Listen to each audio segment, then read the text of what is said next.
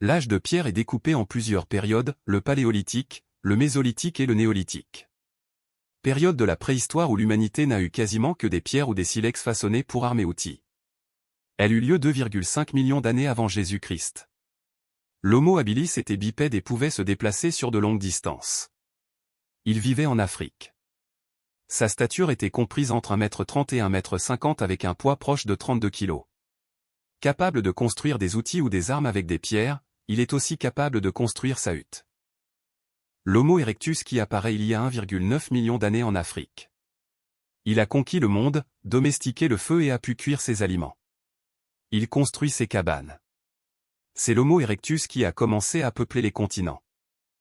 L'homme de Néandertal qui a lui aussi une origine africaine, a vécu en Europe, au Moyen-Orient et en Asie centrale. Il fait ses armes avec des os au lieu des pierres. Il commence à porter des vêtements et des trophées sous forme de colliers. Il enterre aussi ses morts avec des fleurs. L'Homo sapiens est notre descendant à tous. Il vit en tribu et construit des petites cases pour y dormir la nuit. Petit à petit, il se sédentarise même près des rivières. Il a des arcs et des flèches et commence à pêcher. Il découvre l'agriculture ainsi que l'élevage. Cette période a amené les gens à rester plus au même endroit. Poterie, vannerie ainsi que la roue font leur apparition. L'âge de pierre a été très long et représente 99% de notre histoire. L'alliage du cuivre et de l'étain caractérise l'âge du bronze. Appelée la métallurgie, elle permet d'avoir des outils beaucoup plus résistants. La découverte de l'arsenic et du zinc les renforcera encore davantage. Au Moyen-Orient, Europe, Afrique du Nord et Asie, l'âge du bronze s'étend de 2700 à 800 avant Jésus-Christ. Les premières épées sont apparues ainsi que les premières armures et boucliers. Les outils pour l'agriculture ainsi qu'un premier système d'irrigation ont permis plus de production de nourriture et les villages se sont multipliés. De grandes constructions ont été entreprises en Mésopotamie comme les zigguras qui étaient des édifices religieux à étages. L'âge du bronze voit pour la première fois dans l'histoire l'instauration de liens politiques à longue distance, les voyages et les échanges se multiplient générant une demande constante en matières premières, telles que l'étain et l'ambre. Un formidable essor du travail du métal fait qu'en quelques générations, on assiste à un développement de l'exploitation minière à grande échelle et de la production en masse du bronze. Des lingots de bronze sont distribués à travers toute l'Europe par centaines de milliers, créant de nouveaux circuits d'échange et propageant les techniques de la métallurgie. Transformations économiques, technologiques et sociales avec émergence d'un nouveau statut social, introduction de biens de prestige, poignards, épées, ornements, gobelets de métal, et apparition des tombes princières. Une période historique de plus de 1000 ans, une ère cosmologique et institutionnelle aux traits originaux, s'éteint subitement. À ce jour encore, on ne sait pas trop ce qui a pu se passer. Après que les civilisations de l'âge de bronze aient subitement disparu, le fer est découvert.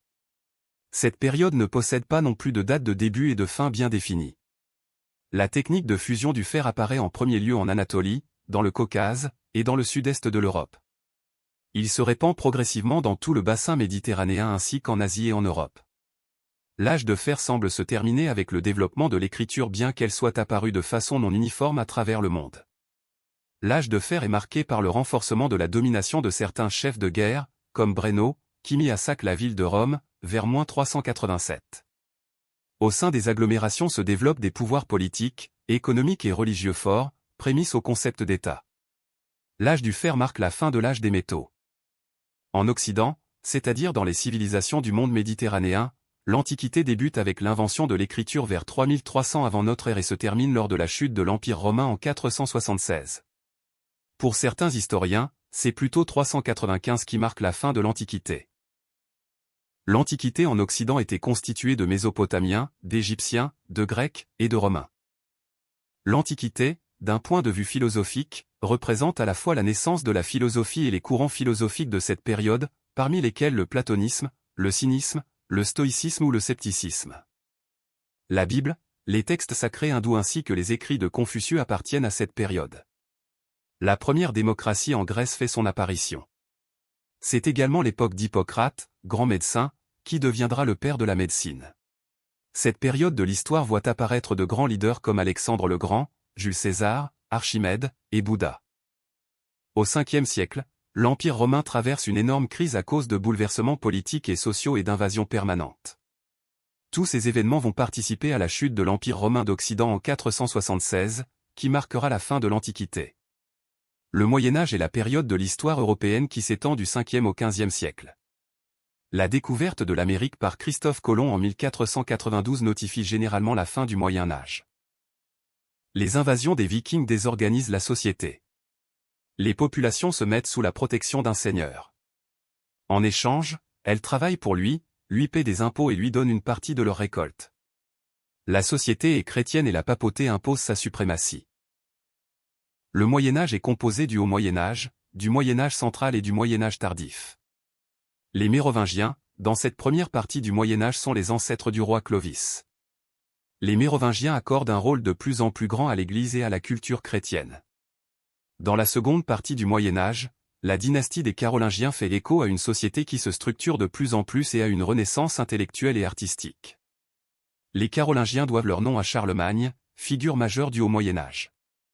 La période de règne des Capétiens est marquée par l'instauration de la monarchie héréditaire ainsi que de nombreux conflits entre les royaumes de France et d'Angleterre qui déboucheront sur la guerre de 100 ans. L'époque moderne est comprise entre 1492, avec la découverte de l'Amérique, et 1789, au moment de la Révolution française. L'invasion guerrière de François Ier contre l'Italie permet à la France de découvrir un nouveau mouvement artistique, c'est le début de la Renaissance. De grands artistes s'illustrent pendant cette période de la Renaissance, comme Michel-Ange et la Chapelle Sixtine, Léonard de Vinci et la Joconde, Shakespeare, Isaac Newton et la gravitation, Galilée et sa mise au point du thermomètre à liquide. Au XVIe siècle, le moine Augustin Martin Luther affiche ses 95 thèses contre les indulgences papales qui sont publiées grâce à l'imprimerie en Europe. C'est le début du protestantisme. Le XVIIe siècle est un véritable tournant politique et littéraire en France, celui de Louis XIV, le roi Soleil. On se dirige vers un ordre rigoureux qui caractérise les auteurs modernes de cette période comme Molière ou La Fontaine. Le roi impose à la cour l'étiquette, des règles de préséance auxquelles doit se soumettre la noblesse. Avec Colbert, il conduit la réorganisation administrative et financière du royaume, ainsi que le développement du commerce et des manufactures.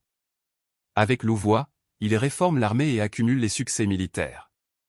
Le XVIIIe siècle est le siècle, appelé siècle des Lumières, met en vedette des idées sociales telles que la liberté et la tolérance. 1789, la Révolution française commence, et la France passe du statut de monarchie à un gouvernement représentatif.